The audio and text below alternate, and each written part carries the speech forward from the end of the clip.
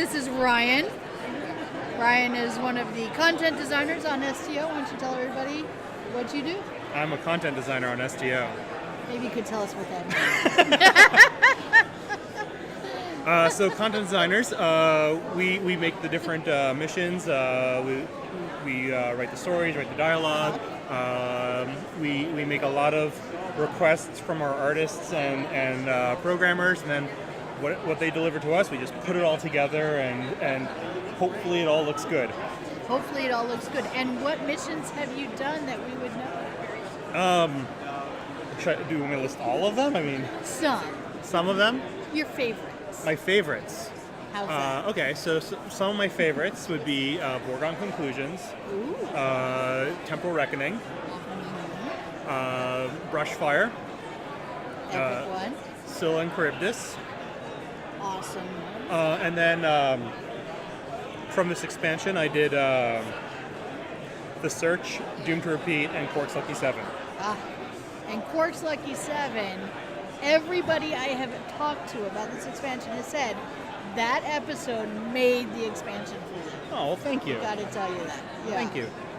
Yep. I mean, I did definitely. How often do you get to talk to the guy that made the episode? I mean, I talk to him all the time. You do, obviously. I don't. I don't. I only get to talk to you when you're here. It was incredible working on that. It was really crazy. Yeah, I can imagine. Well, the thing is, it's so different from every other episode, right? Mm-hmm. So the whole time I'm like, people are either going to love it or they're going to hate it. There's going to be absolutely no middle ground whatsoever. Either change is good or change is bad. Yeah. Yeah. So. So what was your inspiration? Obviously, the Magnificent Seven. Yeah. Magnificent Ferengi. Or Magnificent Ferengi. Yeah. Yes. No, I mean, so we wanted to do an episode that got the Ferengi actors together. We've had a good working relationship with Aaron Eisenberg, and we've had a good working relationship with Chase Masterson. So we really wanted to get Max and Armin and Jeffrey Combs to come in, and we needed something good for them all to do. And we're like, okay, well, if we're going to get them all in, let's do a Ferengi episode. And what is a Ferengi episode? Well, they're fun. They're a break from the stress and tension and seriousness of DS9. So we can do a funny episode, which we never do funny episodes because for the most part, Star Trek takes itself very seriously. Right. So if we want to be respectful to the IP, we have to do so as well. It's serious. So we want let's have fun with it. So what are they going to do? Well, what is something that is important to this conflict, but no one would touch? Sword of Kahless. Because no one wants to start another Iconian war. Right. In fact, I'm pretty sure no players want to start another Iconian war because they're tired of the Iconian war. Not because it was bad, but just it was a long war. It was a long game. It was a long war. So, so it's like, okay, so they're going to go steal the Sword of Kahless. Well, I mean, if they just walk on to Ket's ship, she's just going to murder them all. I mean, they are not fighters. Well, except they're not even lovers. They're just them. Although you got to admit, Lek is a bit of a badass. He is totally badass. But so that's why we took a lot of inspiration from the Magnificent Ferengi of the whole idea of they're competent but accidentally competent. Right. So we wanted to go with that, and then of course we're like, okay, well, if we're gonna make it into a heist, let's go full hog on this. So of course I named it Quark's Lucky 7 because there's gonna be 7 of them. 7 is that sort of gambling lucky number. Yeah. And of course it evokes the Ocean's 11 thing. Right. And this was before I even knew that there was going to be an Ocean's 8. So I'm like, oh sure, now they one-up me with an 8. But yeah, no, that's where it kind of all came from. Awesome. And yes, I gotta say, I think one of my favorite parts was Lek trying to make something blow up. Yep. That was a running gag. So that running gag actually came out of the whole idea of them being accidentally competent. Right. So the first time I kind of created the Lek scenario, the big feedback I got from the leads was that he felt too much like a commando and not enough like an assassin. So we wanted to dial it back a bit, so it's not like him just mowing things down, but it's like each thing is kind of very deliberate. Right. And then we wanted to kind of figure out how do we do like sort of like accidental success. Where it's like, well, with what Nog is trying to do, it doesn't really make a lot of sense. And he's actually really competent. He is a Starfleet trained captain, right? So it doesn't make sense for him. For Quark, I mean, it's really late in the story, and I mean, even if there's a little bit of humor in there, like he can't be too bumbling, right? Because he's kind of awesome too. Right. So it's like, okay, so that means the big joke has to be with Lek. And I'd already kind of had it as my idea for like making him into an assassin was like he was going to use like consoles to mess with the different Iconian groups. Right. And at first it was like we were going to have an explosion and then the electricity and then the beam attack, and then I'm like, what if we get rid of the Like we were trying to I was working with the environment artist David Lopez. We were trying to come up with like kind of the visuals for that area. I'm like, what if they're trying to like put out fire? Like the Iconians are trying to put out fires, and then and then like, well, how do the Iconians put out fires? Well, they don't use fire extinguishers. They actually open up portals into space and suck the fire out. Interesting. Right? So then it was like, well, so if we're not going to make that into an explosion, what can we do? And that's kind of when like the gears started turning. I'm like, what if he never gets an explosion? Right? Like, what if that's the whole thing? Right? So his whole thing is he's overloading these consoles, but he's not doing it in a way that he knows what he's doing. Right? So he overloads it, and instead of it blowing up the console, it just makes a really big portal and sucks them all out into space. And then it's like, okay, well, now he's going to make the next one blow up. It's like, no, he actually electrocutes them all. What do you got to do to get something to explode around here? And then, of course, when we finally get to the scene where he does get to do the explosion, I get to have that joke of like, well, how good are you at trinary conversions? Because, there's that moment where I feel like I can kind of imagine the players being like, oh no, not another one. Because, I don't think it was a really tough puzzle, but, everyone's miles may vary. Right. I mean, I also created it, so I already had an advantage. You already knew. But, because rewinding back to ROM, I have that little joke with the isolinear chip puzzle, because it's like, obviously you're going to do isolinear chips to open up a door on a Starfleet station, because we already know that they have like those chip things. So I'm like, okay, well, we're going to do that. And Al's like, come on, I've done like so many isolinear chip puzzles. Like, they take forever. They're not like, they don't, at this point in the game, they're not adding anything. So I'm like, I got an idea. And I remember the first time I put it in where they will, where he brute forces it regardless. Yeah. And there's a moment like where they're like, wait a second, like, did I break something? And then they're like, oh my God, no, that's brilliant. Like it's setting you up to and the best thing is every person who I've seen like every person I've watched play the game, like play that mission, they get to that and they're like, okay, let's figure this out. Green, blue, green, white, and then they click the button and then it's like, solve the thing. And they're like, oh. like they're stealing themselves to have to solve it, and then it solves it for them. And then of course I did the first time where you had to unsolve. Oh. Yes. But again, Cool, but considering that like for some reason they seem unsolved until they're solved, like, well, it's like, okay, that means just pulling one chip out is going to unsolve it again and relock the door. Yeah. So that was a lot of fun with that. So then so now fast forwarding back to Lek, it kind of created that same sort of situation of are we now at too many trinary conversions? It's like, well, you know what? Lek's not really the patient type.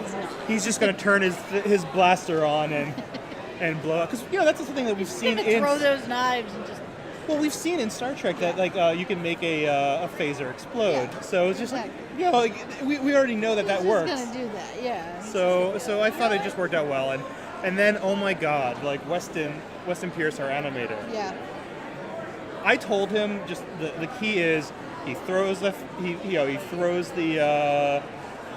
original thing was like he jams the blaster into the console and runs, and he did that cutscene that he made with the slow motion, and let me tell you, when we first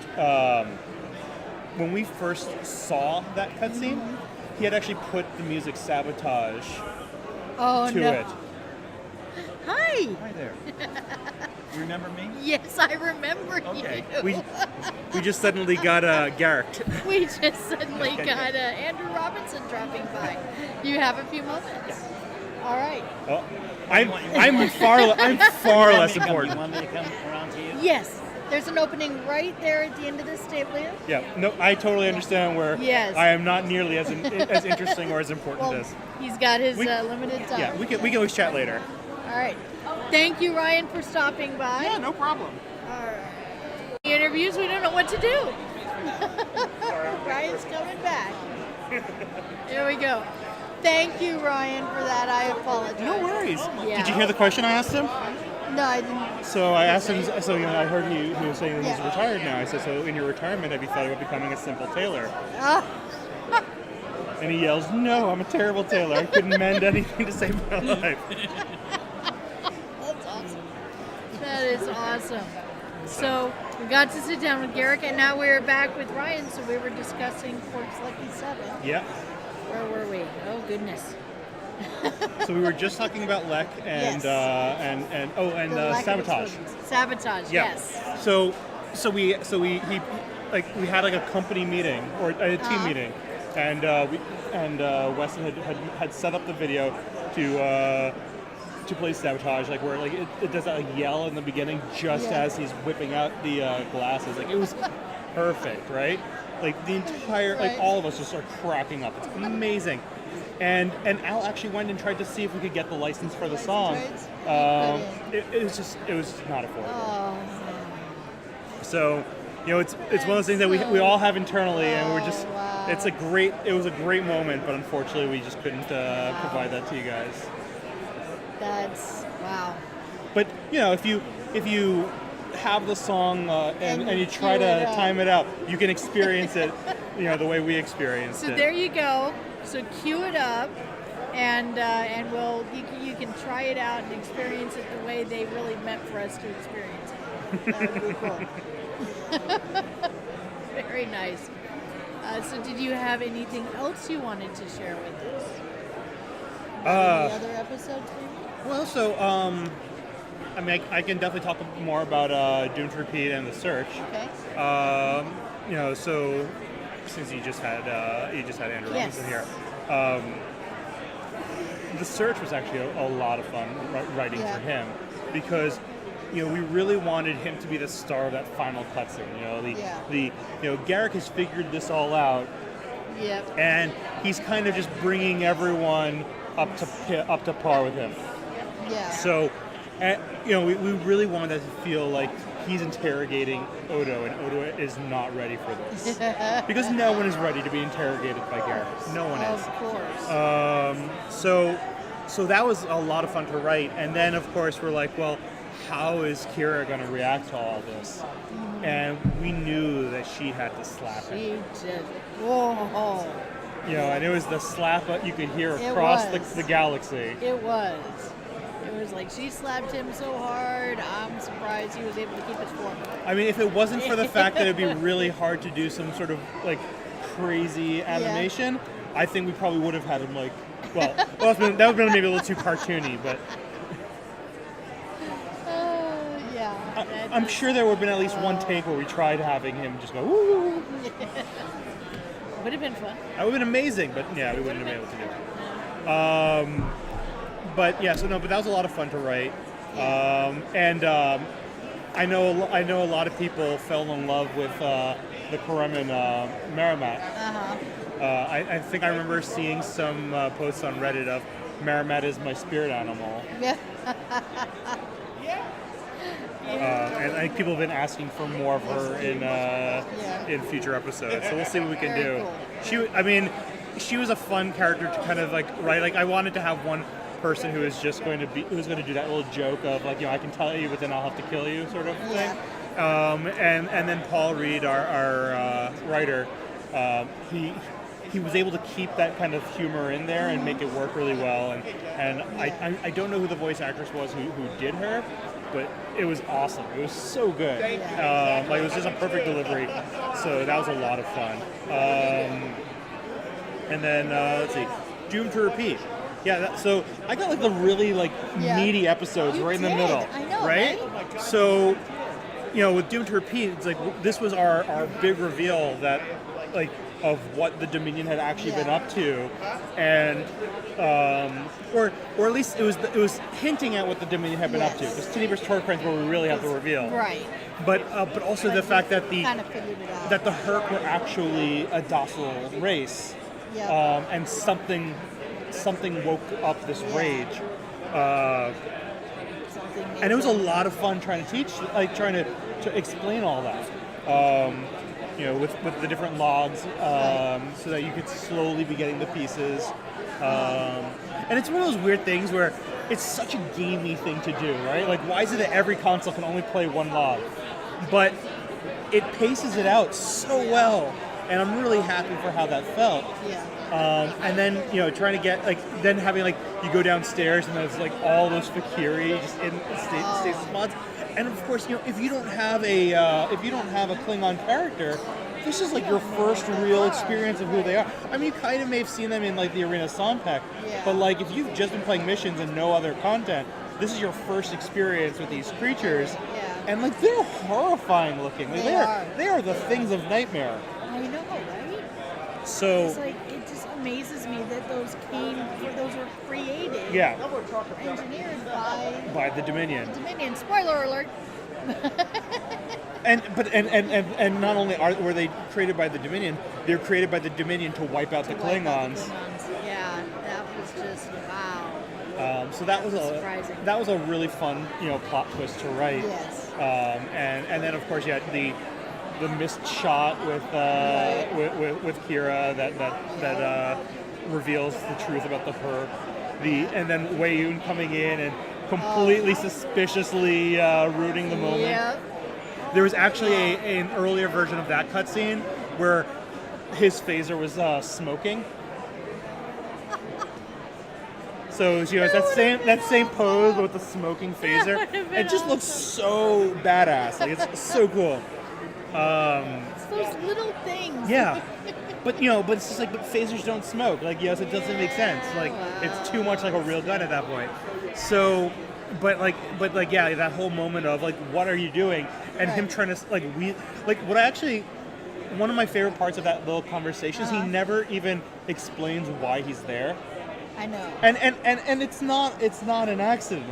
He's purposely trying to shift the conversation. Nope. We're not gonna mention that. So that way no one really even thinks about it. It's just wait, things are bad. We should get out of here. Yeah. So, and that was a lot of fun.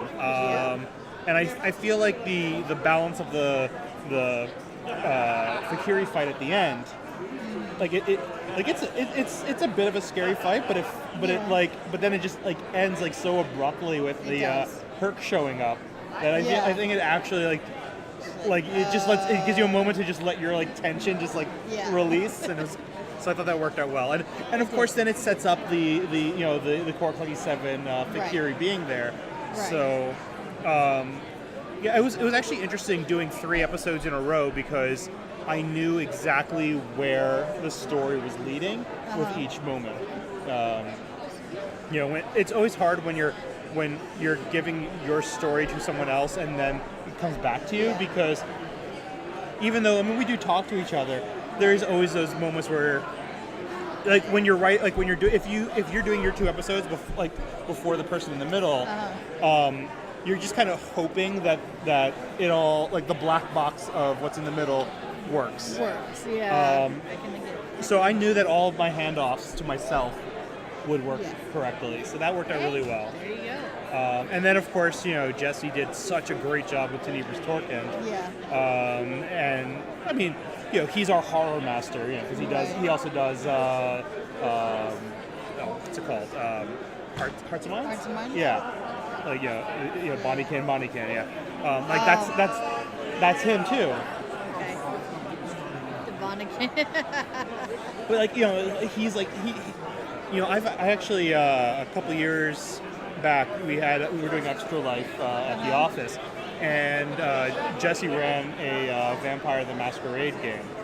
Okay. And it's just he gets into like the gothic horror so like smoothly. Yeah. Like it almost feels like his brain is just always it's just there. a gothic horror place. So what are we seeing here? So is it a coincidence that they're the Fakiri? Let's see. So the That Fakiri the aren't all Fakiri are female. female, It's just Jem'Hadar the are specific type are female. The captains and commanders are all male. No one's really sure what the ensigns are. They're kind of Yeah. androgynous. Yeah.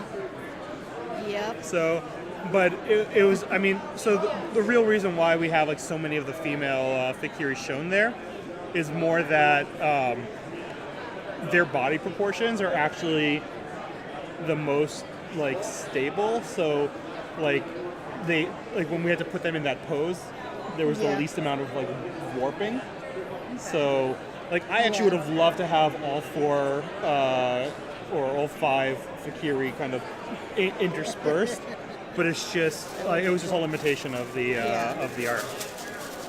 Very nice. All right. Did chat have any questions for Ryan here? Yes. Do you have any questions? Reading Other than questions, does don't. nothing on the ship It'll explode? take a few seconds I know. because there's about a 10 second. But I am happy you guys enjoyed. I'm really happy that you guys are enjoying the episode. Enjoying really the whole expansion. It was a Okay. lot of work from all of us. Dude, that Bonniekin mission scared the crap out of me when I first played it. Not because of the mission, but because the air vent in my house flew my door open at the same time. The NPC said that line. Thought someone broke in my house. That's. That would I will be have to. I will have to horrible. tell Jesse that. That's pretty awesome. That's a great story. That is. It is. And then, yeah, the Bonniekin mission was amazing. Yeah. So Jesse did a good job with that. Yeah, no, Jesse is an But, incredible yeah. designer. He's amazing. Yeah. But yes, so thank you for all the work you do with STO. Thank you for coming and talking to us. And thank you for letting us take a break and talk to Andrew there. Trust me, I appreciate understand. He is way more important than I am. You're all important.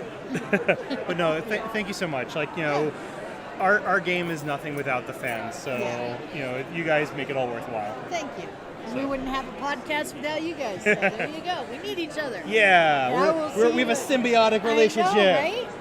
And I'll see you at Klingon Karaoke Yes. No, I will see That you at epic- I will see you at Klingon Yes. Karaoke. with our special surprise. They Yeah. still don't know. I know it but I've is. told them it's epic, and my fortitude will not be questioned for a very long time after this. It's true. It is true. Ryan knows all about what's going to happen. It's gonna be awesome. You're gonna love it. It is. All right, I'll see you around. All right, I'll see you later. Okay, I already shut all that down. I did.